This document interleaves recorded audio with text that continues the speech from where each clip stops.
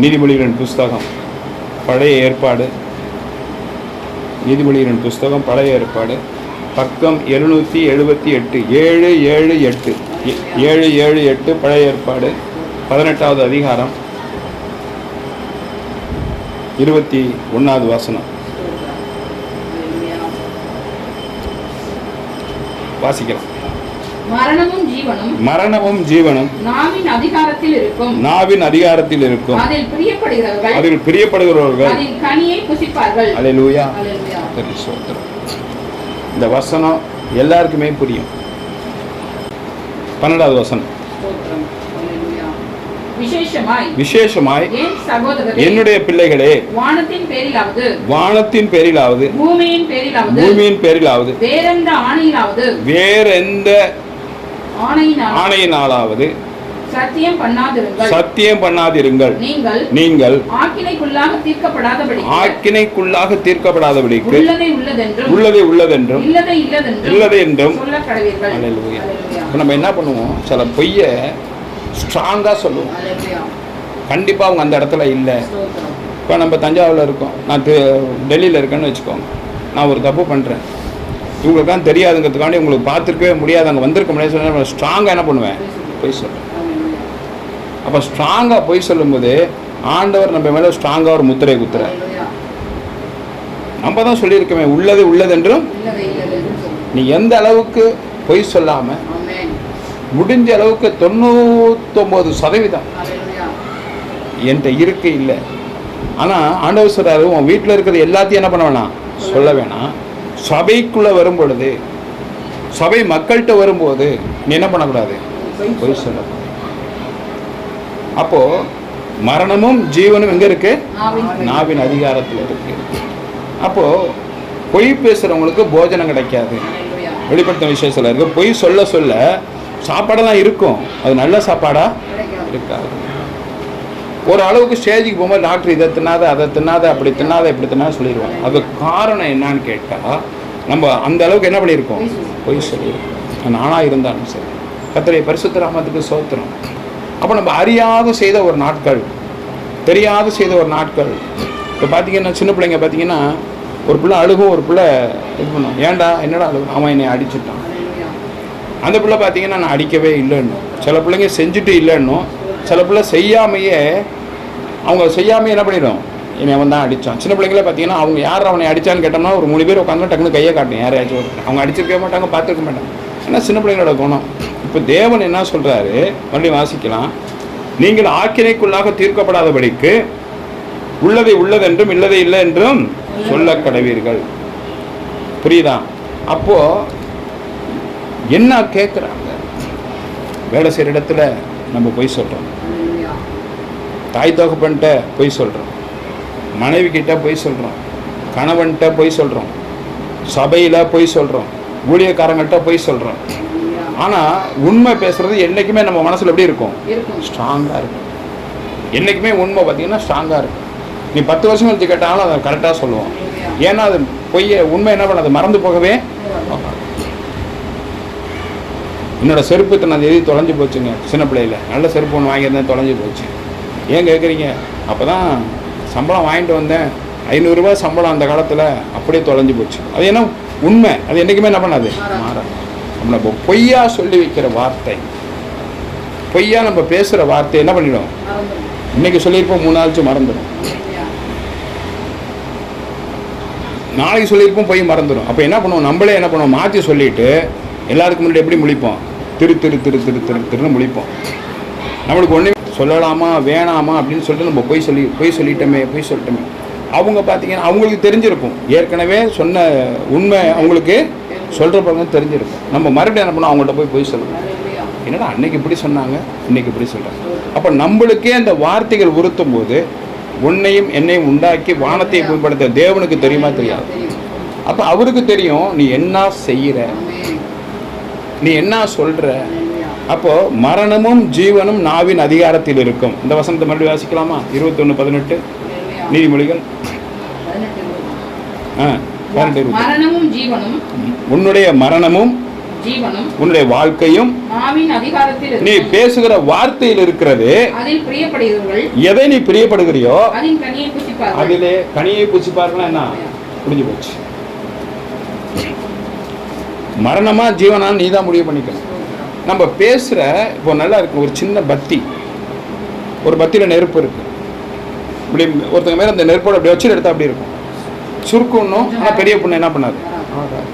அது ஒரு கம்பியில நெருப்பு இருக்கு. நம்ம கம்பி மத்தாப்பு கொளுத்துவோம், அதை கொளுத்திட்டு ஒரு மேலே வச்சு அப்படியே இருக்கும், அப்படியே உயிர் போற மாதிரி இருக்கும். அதை விட காலில் நல்ல ஒரு கட்டி நெருப்பு இருந்து வச்சு மிதிச்சிட்டோம்னா அதை விட பயங்கரமா இருக்கும். இதுக்கு மேல ஒரு நெருப்புல மாட்டிக்கிட்டா, இல்ல இது ஒரு கோபத்துல தீ குளிச்சா எப்படி இருக்கும். இன்னைக்கு அது மாதிரி தான் ஆண்டவர் இந்த காரியத்தை படிப்படியாய் உணர்த்துகிறார். மரணமும் ஜீவனும் நாவின் அதிகாரத்தில் இருக்கு. அப்ப சர்வ சாதாரணமாக சில பேர் போய் சொல்லுவாங்க, அதன் பிரியப்படுகிறவர்கள் அதன் கனியை புசிப்பார்கள். அப்ப மேல மேல மேல பொய் பொய் பொய் பொய் பொய், மேல மேல மேல மேல கெட்ட வார்த்தை கெட்ட வார்த்தை. சின்ன பொய் சொன்னீங்கன்னா அதுக்கு ஒரு தண்டனை, பெரிய பொய் சொன்னீங்கன்னா அதுக்கு ஒரு தண்டனை. சின்ன நெருப்பு சுடும்போது இத்தனை நாள் காயம், பெரிய நெருப்பு சுடும்போது இத்தனை நாள் காயம். அப்போ இப்படி சின்ன சின்ன நெருப்புல நீ காயப்படும், ஒரு நாளுக்கு பெரிய நெருப்புல என்ன பண்ணிடுவேன், அகப்பட்டு போவார், வெளியில வரவே முடியாது. அப்ப நீ சின்ன சின்ன பொய்யா சொல்லும் போது பொய் சொல்லுவங்களால நிப்பாட்டவே முடியாது, சுத்தமா தன்னை காப்பாத்திக்கவும் முடியாது. அப்ப என்ன பண்ணணும்னா நல்லா கேட்டுக்கோங்க, நீங்க சொல்ற பொய் உங்க வீட்டில் இருக்கிற காரியம், அடுத்த காரியம் எது நல்ல காரியம் ஆண்டவர் சொல்லும்போது அந்த காரியம் என்ன பண்ணாது, நம்ம யோசிக்கவே மாட்டோம், நம்ம கரெக்டாக தானே இருக்கும். அன்னைக்கு கூட ஒரு அம்மா பாவம் இல்லைன்னு வந்துச்சு, 4 இட்லி போட்டேன். அன்னைக்கு ஒரு ஐயா வந்து கேட்டார், 10 ரூபா கொடுத்தேன். அன்னைக்கு ஒருத்தர் வண்டி தள்ள முடியாம நான் வண்டி தள்ளி விட்டேன். எல்லாம் நல்லது தானே பண்றேன், ஏன் எனக்கு இந்த காரியம் நடக்குது. ஆண்டவர் சார் அதெல்லாம் ஒரு பக்கம் இருந்து அதுக்குள்ள ஆசீர்வாதம் நான் உனக்கு தருவேன். ஆனா நான் எதிர்பார்க்கறது உன் வாயில இருந்து வரக்கூடாது, பொய் சொல்லக்கூடாது. அப்பதான் சொல்றாரு யாக்கோபு 5ல், விசேஷமாய் என்னுடைய பிள்ளைகளே வானத்தின் பேரிலாவது பூமியின் பேரிலாவது வேற எந்த காரியத்திலாவது போதும். சத்தியமா நான் செய்யல. எவ்வளவு பேர் போய் சொல்லிக்கிட்டு இருக்கோம், சத்தியமா நான் பார்க்கல. முதல்ல சொல்லுவாங்க நான் பார்க்கவே இல்லைங்க, சத்தியமா நான் சொல்லவே இல்லைங்க, பொய் சொல்றாங்க. இவங்க பொய் சொல்லிட்டு என்ன பண்ணுவாங்க, பொய் சொல்றாங்க. கடைசியில் என்ன பண்ணிடுவாங்க, சத்தியமா நான் பொய் சொல்லலை. ஆண்டவர் எவ்வளோ வருத்தப்படுறேன். சில பேர் அடிச்சு சொல்லுவாங்க, இல்லவே இல்லை, நான் அந்த இடத்துல இல்லை, நான் பார்க்கவே இல்லை, நான் பொய் சொல்லலை, எனக்கு தெரியவே தெரியாது, என் பிள்ளை அப்படி செய்யலை. அப்ப என்ன பண்றார் ஆண்டவர், அதன் கனியை புசிப்பீர்கள். அப்ப கொஞ்சம் கொஞ்சமா உன்னோட ஆண்டவர்கிட்ட என்ன போகுதுன்னா, நீ சொல்ற பொய்யெல்லாம் போய்கிட்டே இருக்கு. உள்ளதை உள்ளதென்றும் இல்லதை இல்லதென்றும் சொல்ல கடவீர்கள், இதுதான் வார்த்தை. அப்ப என்ன பண்றாரு ஆண்டவர், வீட்டுக்குள்ள அப்படி கால் எடுத்து வைக்கிறாரு. ஒரு பொய் வந்து காலை தட்டி விடுது, ஏதோ அன்னைக்கு சொன்ன பொய். நீ சொல்றதை பார்த்து உன் பிள்ளை சொல்லுது, நீ சொல்றதை பார்த்து கணவன் சொல்ல. சில வீட்டில் பார்த்தீங்கன்னா பிள்ளைங்க இருக்க சொல்லி கொடுப்பாங்க, இல்லைன்னு சொல்லு, நாங்கள் சமைக்கலைன்னு சொல்லு, நாங்கள் ட்ரெஸ் எடுக்கலைன்னு சொல்லு. இன்னும் பார்த்தீங்கன்னா கணவனுக்கு சொல்லிக் கொடுப்பாங்க, சில பேர் மனைவிக்கு சொல்லிக் கொடுப்பாங்க. அப்படி வீட்டுக்குள்ள கால் எடுத்து அப்படி ஏசு வைக்கிறாருன்னு வச்சுக்க, அந்த பொய் என்ன பண்ணுங்க, நெருப்பாகி அவரை தள்ளும். சில வீட்டில் கெட்ட வார்த்தையா பேசிடுவாங்க, அந்த கெட்ட வார்த்தை ஆண்டவர் உள்ள வர முடியாது, பொய் உள்ள வர முடியாது. ஒன்றில் நீங்கள் ஒரு இன்னைக்கு ஞாயிற்றுக்கிழமை, சனி வெள்ளி, இந்த நேற்று சனி வெள்ளி, இந்த 3 நாளுக்குள்ள நான் பொய்யா சொல்றவங்க கை தூக்க பார்ப்பேன்.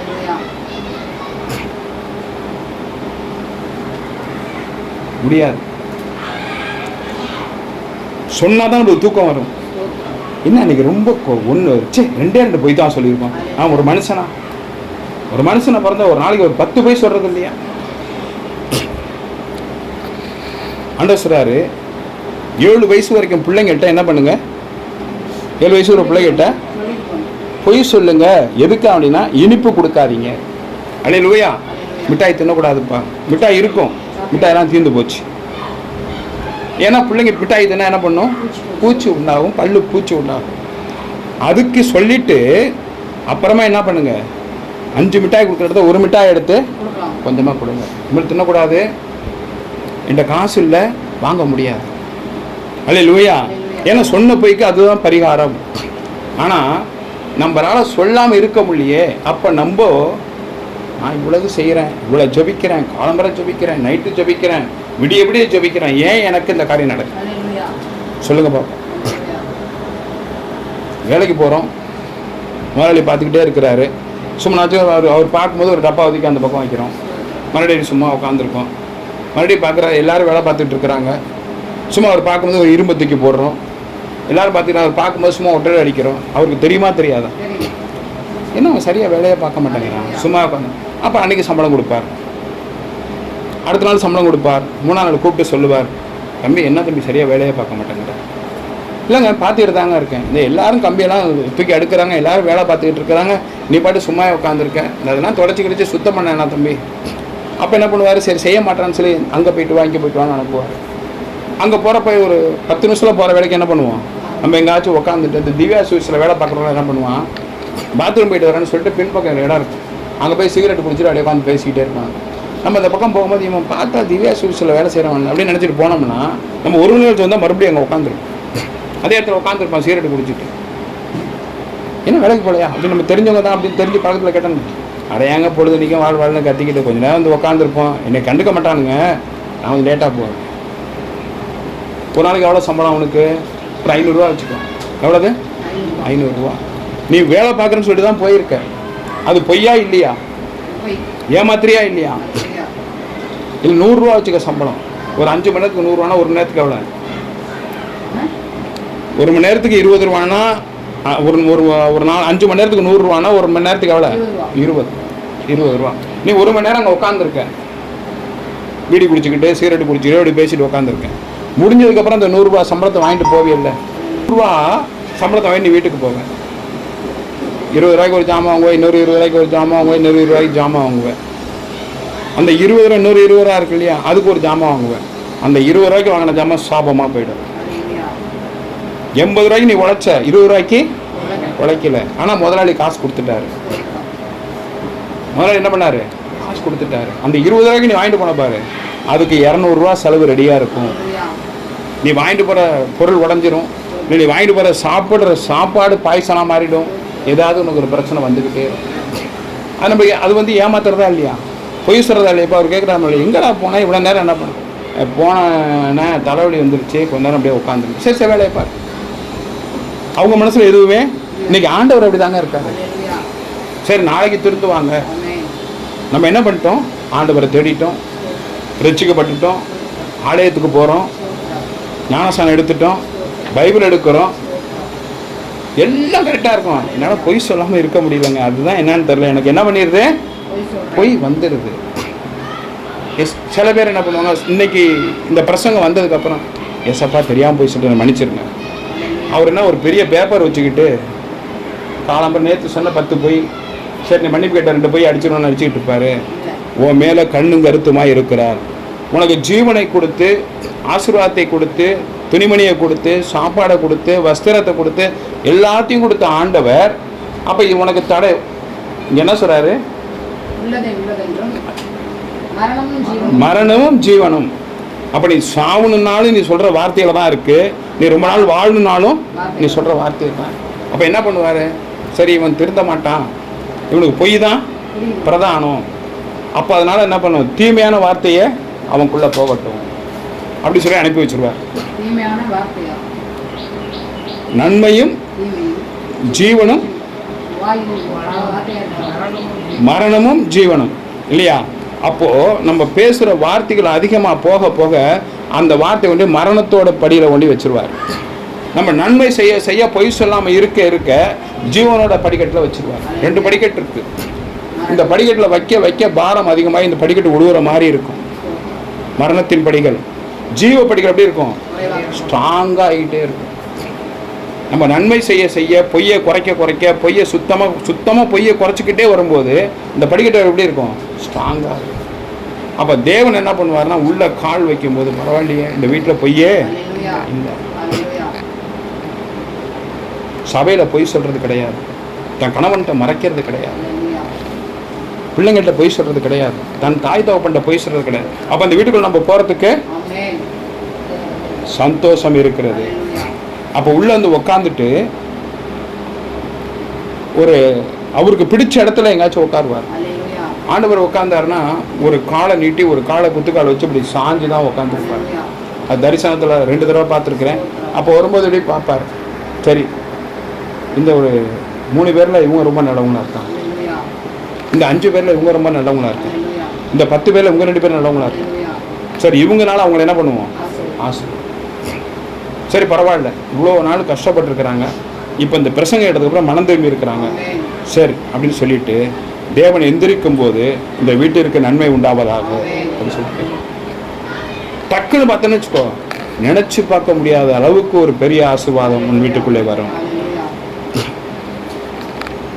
அப்பாவுக்கு தெரியாம, புருஷனுக்கு தெரியாம பிள்ளைக்கு என்ன பண்ணுவாங்க, பணம் கொடுப்பாங்க. இதெல்லாம் அப்பாவுக்கு தெரியும். எப்பா நல்ல வழியில் செலவு பண்ணு, கெட்ட வழியில் செலவு பண்ணாத, நீ கேட்டேன்னு தான் கொடுக்குறேன், இந்த ஒரு 10 ரூபா வச்சுக்க, 20 ரூபா வச்சுக்க. அப்பாவுக்கு தெரியக்கூடாது, உனக்கு என்ன வேணுமோ வாங்கிக்க. அப்பா என்ன செய்வார், வெளில நிற்பார், என்னடா அம்மாட்ட காசு கேட்டப்பா கொடுக்கல, அவன் என்ன சொல்கிறான், பொய். ஏதோ அம்மாவே சொல்லி கொடுத்துட்டாங்களா, அப்பாட்ட சொல்லாதன்னு. அப்போ அங்கே ஒரு பொய், இங்கே ஒரு பொய். சரி இந்தா 50 ரூபா இருக்குது, அம்மாட்ட சொல்லாத. எத்தனை பொய்யாச்சு, பொய்யாச்சு. ஒரு ஆண்டவர் எப்படி உள்ள காடு வைப்பார். வெக்கப்பட வேணாமா, வெக்கப்பட வேணாம். மரணமும் ஜீவனும் நாவின் அதிகாரத்தில் இருக்கிறது. உன் நாக்குல இருக்கு, அதில் பிரியப்படுகிற கனியை புசிப்பார்கள்.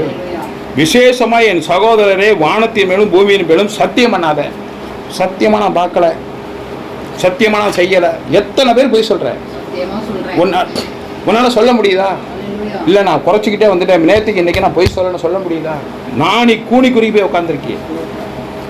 எப்படி உங்க வீட்டில் நல்ல காரியம் நடக்கும்? ஆண்டவர் காலை வைக்கிறாரு, திரும்புறாரு, காலை வைக்கிறாரு, திரும்புறாரு, காலை வைக்கிறாரு, வெளியில போறாரு. அப்ப ஆண்டவர் சொல்றாரு, கர்த்தருக்கு ஸ்தோத்திரம், கர்த்தருடைய செயலின் முடிவை மன்னிக்கணும். கர்த்தருக்கு ஸ்தோத்திரம், பூமியின் பேரிலாவது வேற எந்த ஆணையிலாவது சத்தியம் பண்ணாதிருங்கள். நான் செஞ்சேன் செய்யலன்னு சத்தியம் பண்ணாதீங்க. நீங்கள் ஆக்கினைக்குள்ளாக தீர்க்கப்படாதபடிக்கு, நோய் வராதபடிக்கோ, தடைகள் வராதபடிக்கோ, நல்ல காரியம் நடக்காதபடிக்கோ, ஆக்கினைக்குள்ளாக தீர்க்கப்படாதபடிக்கு உள்ளது உள்ளது என்றும் இல்லைன்னா இல்லை என்றும் சொல்ல கடவீர்கள். இதுதான் வாழ்க்கை. நீ சொல்லும் போதெல்லாம் உனக்கு உறுத்து பாரு. அதுவும் ஒண்ணுமே தெரியாதவன் போய் சொல்லிட்டே இருப்பான். ஆனா ஆண்டவரை தேடி ஆண்டவருக்கு வந்ததுக்கு அப்புறம் சொல்ற ஒவ்வொரு பைக்கும் ஒரு உறுத்தும் பாரு. உனக்கு உறுத்தும் போது ஆண்டவர் எழுதி வச்சுட்டே இருப்பார். சின்ன பெரிய விசாலமான இருந்த இடம் என்ன பண்ணிடும், அப்படியே இடம் அப்படியே அடைச்சிக்கிட்டே வரும். எதுக்குங்க இந்த ஹார்ட் ஆப்ரேஷன் பண்ணுறாங்க? ஹார்ட் ஆப்ரேஷன், ஓப்பன் சர்ஜரி வேறு, ஆஞ்சியோ வேறு. ஆஞ்சியோ மொத்தம் 5 வாழ்வு இருக்கு. அதில் 3 வாழ்வு பெருசு, 2 வாழ்வு பெருசு, 3 வாழ்வு சின்னது. அந்த சின்ன வாழ்வுலாம் பார்த்தீங்கன்னா சீக்கிரமாக கொழுப்பு அடைச்சிடும். கொழுப்பு அடைச்சி போச்சுனால பொய் தான் அதிகமாக இருக்கும். ஆஞ்சியோ பொண்ணால 1150 பொய் சொல்லியிருப்பாங்க. அப்போ என்ன பண்ணுவாங்க, சின்ன வாழ்வுனாக்க ஆஞ்சியோ பண்ணிடுவாங்க. பெரிய வாழ்வு என்ன பண்ண முடியாது, ஆஞ்சியோ பண்ண முடியாது. அப்போ ஓப்பன் சர்ஜரி தான் பண்ண முடியும். இருதயம் கேடானது. நம்ம அந்த இதுக்கெல்லாம் என்ன பண்ணக்கூடாது, போவே கூடாது. ரொம்ப ஜாக்கிரதையாக இருக்கணும். ஒரு தீர்மானம், போய் சொல்லக்கூடாது. இவ்வளோ விஷயம் இருக்கா, நம்ம சாதாரணமாக சொல்கிறோமே. நமக்கு மைமூண்டாண்டு ஜெபிக்கிறேன். எரேமியாவின் புஸ்தகம் 34வது அதிகாரம் 14வது வசனம். நான் உங்கள் பிதாக்களை அடிமை வீடாகிய எகிப்து தேசத்திலிருந்து புறப்பட பண்ணின நாளிலே அவரோட உடன்படிக்கை பண்ணினேன். ஆனாலும் உங்கள் பிதாக்கள் என் சொல்லை கேளாமல் தங்கள் செவியை சாயாமலும் போனார்கள். அல்லேலூயா. இப்போ என்ன பண்றாரு, நம்ம பெற்றோர்களுக்கு, நம்ம முன்னோர்கள், நம்ம தாத்தா பாட்டி அப்பா அம்மா இல்லை, நம்மளோட முன்னர்களை தான், மனிதர்களை தான் சொல்கிறாங்க. ஆபிரகாமோட பிள்ளைகள் தான் நம்மன்னு ஆண்டவர் சொல்கிறாரு, பைபிள் எழுதியிருக்கு. அப்போ அவங்கள்ட்ட என்ன சொல்கிறாருன்னா, இப்படிப்பட்ட காரியங்கள் என்ன பண்ணியிருக்காரு, சொல்லி கொடுத்துருக்காரு. பொய் சொல்லாதீங்க, உள்ளதுன்னு சொல்லுங்கள், ஏமாத்தாதீங்க, எந்த பூமி மேலேயும் சத்தியம் பண்ணாதீங்க, செஞ்சதை செஞ்சேன்னு சொல்லுங்கள், செய்யலைன்னா இல்லைன்னு சொல்லுங்கள், அப்படின்னு சொல்லி நம்ம முன்னோர்களுக்கு என்ன பண்ணாராம்? உடன்படிக்கை ஆண்டவர் ஒரு உடன்படிக்கை பண்ணினார், பொய்யே சொல்லாதீங்க அப்படின்னு சொல்லி ஒரு சத்தியம் வாங்கியிருக்கார். ஆனாலும் உங்கள் பிதாக்கள் என் சொல்லை கேட்காமல் தங்கள் செவி சாயாமலும் போனார்கள். எனக்கு சொல்லுகிற வார்த்தைக்கு அவருடைய செவியை எனக்கு காதிலே வாங்காமலும் போனார்கள். அல்லேலூயா. 15வது வசனம். நீங்களோ இந்நாளிலே மனம் திரும்பி அவனவன் தன் அயலானுக்கு விடுதலை கூறின விஷயத்திலே என் பார்வைக்கு செம்மையானதை செய்து போதும் அப்படின்னு பாட்டுங்க. இப்போ ஆண்டவர் நம்மள 2 வார்த்தையை சொன்னாரு. உள்ளதுன்னு சொல்லு, இல்லதுன்னு சொல்லு. பொய் சொல்றது இல்லாம சத்தியம் பண்ணாத. பொய் சொல்றது இல்லாம அடிச்சு சத்தியம் பண்ணாத. 3வது சொன்னாரு, நீ நல்லபடியா வாழணுமா இல்ல மரணமா அப்படிங்கிற இடத்துல எதை நீ பிரியப்பற்றியோ அதான் நீ அனுபவிப்ப.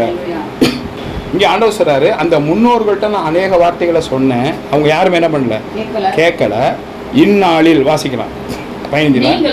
நீங்களோ இப்ப நீங்களோங்கிறது நம்மள சொல்றாரு, இந்த நாட்களிலே மனம் திரும்பி அவனவன் அயலானுக்கு விடுதலை கூறின விஷயத்திலே போதும். அயலானுக்கு விடுதலை கூறின விஷயம் என்னங்க? நம்ம 1000 பொய் சொல்லுவோம், நம்ம வீட்டில் அவ்வளோ பிரச்சனை இருக்கும், நம்ம பிள்ளைங்க அவ்வளோ தப்பு பண்ணியிருக்கோம். அடுத்தவங்களுக்கு பஞ்சாயத்து பண்ணும்போது நல்லா ஒரு சேரில் ஜம்முன்னு உட்காந்துக்கிட்டு, இல்லைன்னா நடி வீட்டில் உட்காந்துக்கிட்டு வாய்க்கிலேயே என்ன பண்ணுவோம், அவங்களுக்கு பஞ்சாயத்து பண்ணுவோம். வாய்க்கிலேயே பொய் சொல்லுவோம், வாய்க்கிலேயே அவங்களுக்கு ஆலோசனை சொல்லுவோம். நம்ம 100 பொய் சொல்லிட்டு, பொய் சொல்லாதீங்க, இப்போ தானே வசனம் கேட்டீங்க, உங்கள் பிள்ளைங்க எப்படி இருக்குது, உங்கள் பிள்ளைங்களை எப்படி வளங்க, இப்படி ஜெபம் பண்ணுங்க, இப்படி நீங்கள் பண்ணுங்க. நம்ம ஜெபம் பண்ணுறதில்ல, நம்மளுக்கு ஒரு நல்ல காரியம் நடக்கலை, ஆண்டவர் உள்ள கால் வச்சாலே உள்ள என்ன இருக்குது, நெருப்புங்கிற பொய் நிறையா கிடக்கு. அவரால் அந்த அனலில் கால் வைக்க முடியாமல் வெளியில் போயிடுறாரு. அப்போ நம்மளுக்கு ஒரு கேட்டு போட்டிருக்கு, அந்த கேட்டை என்ன பண்ண முடியல, நம்மளால் விடுவிக்க முடியல. ஒரு சின்ன வசனம், ஏசாயா 59 2வது வசனத்தை வாசிப்போம். உங்கள் அக்கிரமங்களே உங்களுக்கும் உங்கள் தேவனுக்கும் நடுவாக போதும். என்னங்க அது? அக்கிரமம். ஃபர்ஸ்ட் செய்யறது பாவம், அதான் பொய்ங்கிற பாவம். 2வது அந்த பொய்யை சொல்லி சொல்லி பாவங்கிற மீறுதல். முதல்ல என்ன சொல்றோம், பொய் சொல்லி பாவத்தை உண்டாக்குறோம். அடுத்தது இந்த பாவங்கிற மீறுதல் 2வது. அந்த மீறுதலை மறுபடி செய்யும்போது என்னவா மாறுது, அக்கிரமமா மாறுது. ஏன் அப்படி அக்கிரமம் பண்றான், அநியாயம் பண்றான், இவன் சீக்கிரம் அழிஞ்சு போயிடுவான். நம்மளே என்ன பண்றோம், இவன் அந்த அக்கிரமம் பண்றாங்க, சீக்கிரமா அழிய போறான். அப்போ ஒன்னே என்ன உண்டாக்கணும் ஆண்டவனுக்கு தெரியாதா? இங்க ஆண்டவர் சொல்றாரு, ஏன் நீ பண்ண அவ்வளோ ஜெபம் பண்றிய, காலம் இருந்துச்சு ஜோத்திரம் ஜோத்திரம் ஜோத்திரம் ஜோத்திரம் ஜோத்திரம் ஜோத்திரம் 30 பாட்டு 40 பாட்டு முழங்கால நின்று இயேசுவே இயேசுவே இயேசுவே இயேசுவே இயேசுவே. நைட் ஆனால் ஜபம் ஜபம் ஜபம், சாயங்காலம் ஆனால் ஜபம் ஜபம், மத்தியானம் ஆனால் ஜபம் ஜபம், எப்போ பார்த்தாலும் டிவியில் ஆண்டவரோட பாட்டு. இவ்வளவு நம்ம பண்றோம். ஆனால் ஆண்டவர் என்ன பண்ண முடியல, உள்ளக வர முடியல. வாசிக்கலாம். உங்கள் அக்கிரமங்களே உங்களுக்கும் தேவனுக்கும் நடுவாக பிரிவினை உண்டாக்குகிறது. போதும். அப்ப நம்ம பண்ற ஜபம் அவருக்கு போயிடுச்சாங்க? இல்ல. நீ எதுக்காண்டி ஜெபம் பண்ணிக்கிட்டு இருக்கியோ அது என்ன பண்ணல, இந்த ஜபம் அவருக்கு என்ன பண்ணல, கேட்கல. நீ சொல்றதெல்லாம் பொய், அம்மா அப்பாட்ட பொய், மனைவன்ட்ட பொய், மனைவிட்ட பொய், சபையில பொய், ஊழியக்காரன்ட்ட பொய், எல்லா பொய்யும் ஆண்டவர்கிட்ட போயிடும். ஆண்டவன்ட்டையும் பொய். அப்போ உன் மனசாட்சிக்கு நீ என்ன பண்ற, பொய் சொல்ற, உன்னையே நீ ஏமாத்திக்கிற. நீ பொய் சொன்னாதான் உனக்கு சந்தோஷம், நீ பொய் சொன்னாதான் உனக்கு சந்தோஷம். பா நம்ம தப்பிச்சிடறோம், நம்மளை யாரும் பார்க்கல, நம்ம நல்லவன் அப்படின்னு எல்லாம் நினைக்கிறாங்க. நம்ம நல்லவன் எல்லாரும் ஒருத்த கூட நினைக்கல. நான் பரிசுத்த நாமத்துக்கு சோத்திரம். உங்கள் அக்கிரமங்களே உங்களுக்கும் உங்களை படைத்த தேவனுக்கும் பிரிவினை உண்டாக்குகிறது. உங்கள் பாவங்களே உங்களுக்கு செவி கொடாதபடிக்கு இப்ப இதுக்கு மேல உங்களுக்கு என்ன சொல்லி புரிய வைக்கணும்? யாரு மேல கோவப்படுவீங்க, யாரு மேல குத்தப்படுவீங்க? அப்புறம் என்ன பண்ணுவாருன்னா 38 வருஷம் பெத்தசாயிதா குளத்துல ஒருத்தன் முடவனா கிடந்தான் பாரு. ஏன்னா அவன் குறை சொல்லிக்கிட்டே இருந்தான், பொய் சொல்லிக்கிட்டே இருந்தான். ஆண்டவர்கிட்ட என்ன பண்ணான், பொய் குறை குறை குறை குறை குறை. அந்த மாதிரி காலம் கடந்து போனதுக்கு அப்புறம் அவன் 10 வயசுல என்ன பண்ணிட்டான், முடவனா ஆயிட்டான். அவன் 20 வயசில் நல்லா வாலிபமாக இருக்கணும், ஓட ஒடியாரணும். 25 வயசில் கல்யாணம் பண்ணணும். 30 வயசில் ஓட ஒடியாரணும். 35 வயசில் குழந்தைங்களோட இருக்கணும். எத்தனை வருஷம் வரைக்கும் இருக்கான்? 28 வருஷம். 10 வயசில் நல்லா இருந்து முடவனாகி 28 வருஷம் அவன் காலமே வீணாக போச்சு. வேறு வழி இல்லாமல் போய் தொலையுது. போ இந்த ஜென்ம கைதிலாம் வெளியில் விடுவாங்க. அண்ணா பிறந்த நாளைக்கு, காந்தி பிறந்த நாளைக்கு, அந்த மாதிரி உனக்கு ஒரு விடுதலை கிடைச்சி அது பிரயோஜனம் என்ன? யோசனை பண்ணி பாருங்க. அப்போ நம்மளும் சொல்லி நான் நல்லா இருக்கேன். ஒருத்தர் 20 வயசுல ஒருத்தனை வெட்டி கொண்டுட்டான். அயலானுக்கு விடுதலை கொள்ளின விஷயத்தில் அவங்க நல்லபடியாக ஆகணும்னு நீ சொன்ன விஷயத்திலே என் பார்வைக்கு செம்மையானதை செய்து என் நாமம் தரிக்கப்பட்ட இந்த ஆலயத்திலே இதற்காக என் முகத்திற்கு முன் உடன்படிக்கை பண்ணி இருந்தீர்கள். போதும். நீ சொன்னிய பொய்யா சொல்ல மாட்டேங்க. தெரியாம சொன்ன நீ இப்படி சொல்லி கொடுத்து அடுத்தவனுக்கு புத்தி சொல்றிய. என் முன்னாடி இந்த ஆலயத்தில் நீ முன்னாடி உத்தரவு கொடுத்து என் முகத்துக்கு முன்னாடி நீ சொன்னிய பொய் சொல்ல மாட்டேன். இன்னைக்கு எங்க போச்சுன்னு கேட்கிறேன். என்ன பதில் சொல்லுவோம்? என்ன செய்யலாம்? ஒரு நிமிடம் கண்களை மூடி இன்னைக்கு ஒப்பு கொடுப்போமா ஆண்டவர்கிட்ட? எல்லாரும் கண்களை மூடும். எல்லாரும் கண்களை மூடும். வருத்தமா இருக்கும், கஷ்டமா இருக்கும், அப்படியே எரிச்சலா வரும். என்ன பண்றது? கேளுங்க பார்ப்போம். வாயை திறந்தேன்னா எனக்கு வந்துடுதுங்க. கொடுத்த வசனம்னா எனக்கு இருதயத்தை நெருடுது, இருதயத்தை இடிக்குதுப்பா. நான் போய் சொல்ல மாட்டேன். ஆண்டவரே இந்த பிள்ளைகளை ஆசீர்வதிங்கப்பா, இந்த பிள்ளைகளை ஆசீர்வதிங்கப்பா, இந்த பிள்ளைகளை ரத்த கொட்டைகள் மறைத்துக் கொள்ளுங்கப்பா, ஒரு குறைவின்றி நடத்துங்கப்பா. கர்த்தர் கூட இருக்கும்படியாக ஜெபிக்கிறேன். கர்த்தர் கூட இருக்கும்படியாக ஜெபிக்கிறேன். பிள்ளைகளை ஆசீர்வதிக்கும்படியாக ஜெபிக்கிறேன். கர்த்தர் கூட இருக்கும்படியாக ஜெபிக்கிறேன். பிள்ளைகளை ஆசீர்வதிக்கும்படியாக ஜெபிக்கிறேன். தகப்பனே ஒரு குறைவின்றி நடத்துங்க. இந்த பிள்ளைகள் மனம் திரும்புவார்களாக. இந்த பிள்ளைகள் மனம் திரும்புவார்களாக.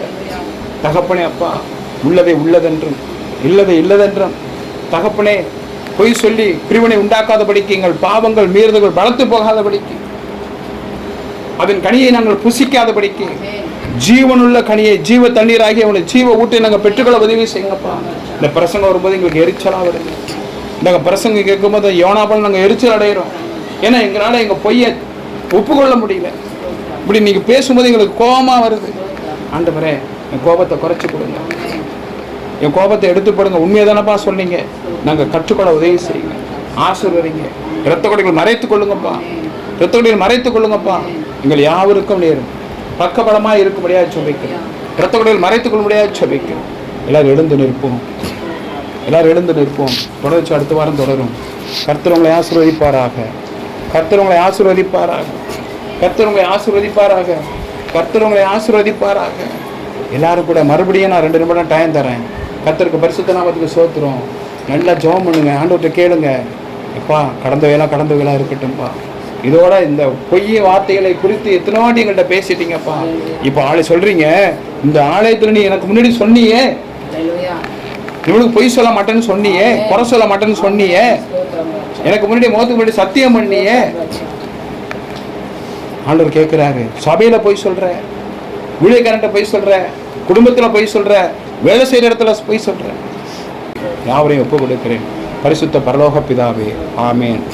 என் ஆத்துமாவே கர்த்தரை ஸ்தோத்திரி, என் முழு உள்ளமே பரிசுத்த நாமத்தை ஸ்தோத்திரி. என் ஆத்துமாவே கர்த்தரை ஸ்தோத்திரி, அவர் செய்த சகல பரமும் மறவாதே.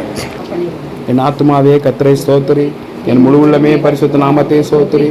என் ஆத்துமாவே கர்த்தரை ஸ்தோத்திரி, அவர் செய்த சகல பரமும் மறவாதே. கர்த்தரா இயேசுவின் நாமத்தில் ஜெயம் கொடுக்கிற தேவனுக்கு ஸ்தோத்திரம் ஸ்தோத்திரம். அல்லேலூயா அல்லேலூயா அல்லேலூயா. குதிரை தரோல் காயத்தமாக்கப்படும். ஜெயமோ கர்த்தரும். கர்த்தர் தாமே உங்களை ஆசீர்வதிப்பாரா.